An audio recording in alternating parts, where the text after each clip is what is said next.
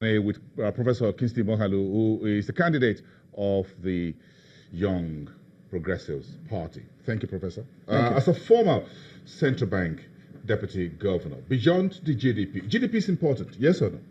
It is important, but in and of itself, it's not the only thing that is necessary. One of the big weaknesses of economic policy in Nigeria over so many years now is the narrow focus on GDP growth. Anything can create a GDP growth, but if it is not an inclusive growth which creates jobs and takes people out of poverty into the middle class, then it doesn't serve. And many African countries have fallen into this trap. And so as president, I feel that my focus will be on structural shift of the Nigerian economy towards an industrial economy and taking people out of poverty into the middle class. So we need to distinguish between economic growth, economic development, and economic transformation. And so we should have a continuum of all three. That's where my economic focus will be. And that's why it's so important that we have an innovation-driven economy. You talk about a philosophical approach. Yes. To economic growth. Very foundational. That is absolutely important. What are these philosophies, and from where do you derive these philosophies? Absolutely. Is it from the same old Asian tigers model or the Western Europe of the 19th century? First of all, broadly today, every man and his uncle and every woman and her aunt are capitalists. But capitalism is a philosophy. It's a philosophy that is driven by individual rights in the marketplace, property rights especially, and the right to free exchange. It is a philosophy that is driven by limitations on how much the state can intervene in the economy. So we must find the right balance between the state and the marketplace. So these are philosophical issues which Nigeria's political office holders for many years have not interrogated. They have not spent their time thinking about these kinds of things. But that's what actually creates successful economies. But we always look at things from the surface. We never go and think deeply about things. But white people do in European countries, Asian people do. So the philosophical foundation of the economy is very important. For example, let me just give you an example. If you are a capitalist economy, you have to ask yourself what makes capitalist economies function because of the nature of capitalism. There are three things. Number one is that you have to have property rights. Number two, you have to have innovation. And number three, you must have capital. You can't be a capitalist without capital. But that's what we have in many African countries, including Nigeria. Also, you have to ask yourself, what type of capitalism should we be practicing? There are different types. There's welfare capitalism. There's crony capitalism, which a lot of people will tell you that that's what happens a lot in Nigeria. There's entrepreneurial capitalism. Then there's state capitalism.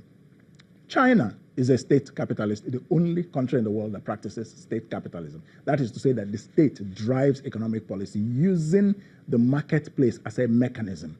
Do you understand what I'm saying? That's very, very... It's an oxymoron, but they've done it. They've done it successfully. Yes, this is the private sector market.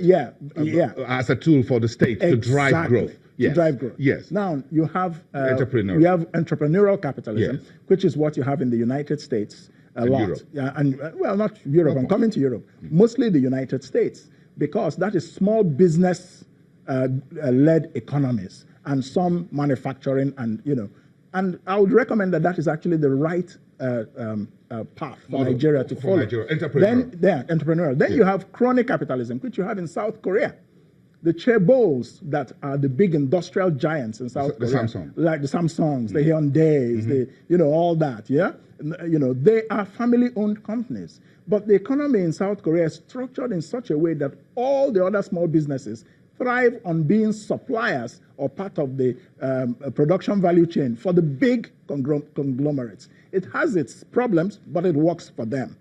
In Nigeria, crony capitalism is just that politicians give favors to their friends.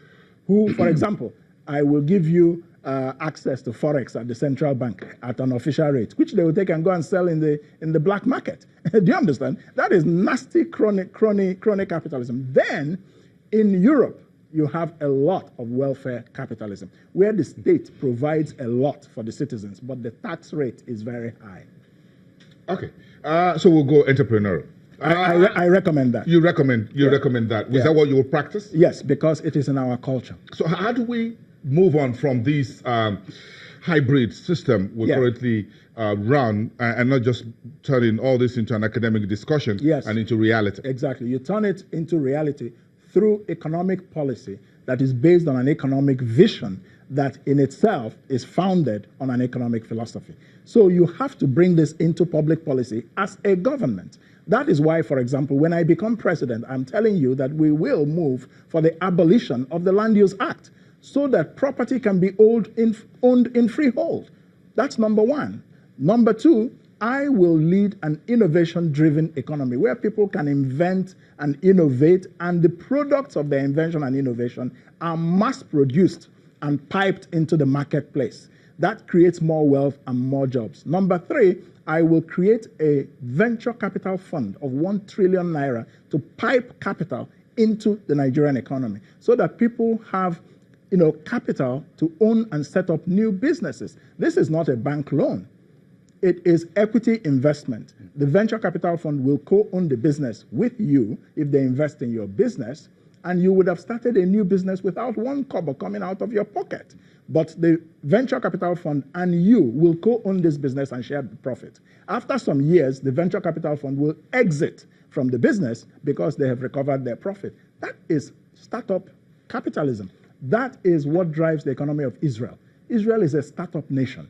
Many Western countries are driven by startups. So these are the kinds. So when I tell you that this is not going to be an academic exercise, this is how, as president, we will move economic policy in this direction. You talk about economies of Israel and others. If you look at Benjamin Netanyahu, he's not a 50-year-old man. If you talk about Donald Trump, he's 72. So what's your view about age in leadership? One of the Asian countries just brought back a former leader who is about in his 90s, really, to run the country. So is age the issue here? Yeah. Age is not completely the issue, but it's part of the issue. The reason it's part of the issue in Nigeria is because we have seen that the old men are not necessarily wise men. If you look at Dr. Mahathir Mohamad, he's 92 years. They brought him back because he was the one who turned Malaysia into a modern industrial power. If that was the case in Nigeria, I would happily vote for a 92-year-old man. Do you see the problem? The problem is the failure of the old and recycled political class because they were not driven and motivated by service to the people. So you don't mind if you are at 90 and they found your ideas very good and they say, you can be the president because Moghalu's book, B.I.G., is really big and is good. Obviously, that is a very odd situation because at 90 years, at certain ages, people should be spending more time with their grandchildren rather than, trying to be president of Nigeria. Nigeria we have a youth population that is over 60% of Nigeria's population. Why are they not getting a chance at the helm to drive Nigeria's destiny? We were young. These men today in politics told us that we are the leaders of tomorrow. Tomorrow has arrived. Tomorrow is today. They are still our leaders and they don't want to retire. We will retire them at the ballot box in a democratic revolution in 2019. So let's talk about monetary policy and foreign exchange. Sure.